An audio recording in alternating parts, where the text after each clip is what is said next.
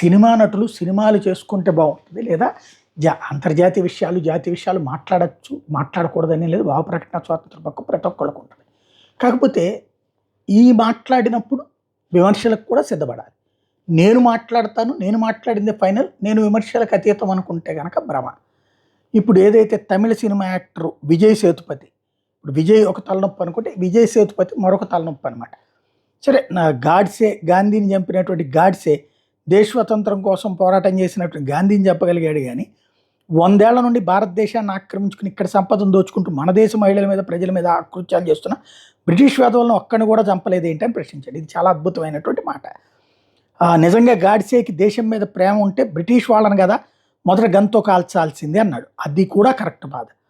అయితే అసలు పాయింట్ ఎక్కడి నుంచి వచ్చిందంటే, ఏం పాయింట్ దగ్గర వచ్చిందంటే, ఈయన చెప్పుకొచ్చేటటువంటిది భగత్ సింగ్ను గురించి దారుణమైనటువంటి మాటలు మాట్లాడాడు.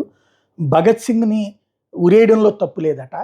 అట్లాగే నేతాజీ సుభాష్ చంద్రబోస్ సైన్యంతో వచ్చి దేశం మీద యుద్ధం చేయడం తప్పట. ఇవి ఆయన మాట్లాడుకొచ్చినటువంటి మాట. అంటే బ్రిటిష్ వాడి మీద పోరాడినోడు తప్పే, పోరాడనోడు తప్పే. ఇది విచిత్రమైనటువంటి వ్యాఖ్యలు. అక్కడే చర్చలకి తావిస్తుంటుంది. వీళ్ళు నిజంగా మేధావులా, లేకపోతే ఇట్లాంటి హాఫ్ బ్రెయిన్ గర్ల్ సినిమాల్లో హీరోలుగా నటిస్తూ ఉంటే హీరో డైలాగుల్ని బేస్ చేసుకుని వాళ్ళని అభిమానించేటటువంటి పిచ్చతనంతో ఈ సమాజం ఎట్ట నష్టపోతుంది అన్నది చర్చ.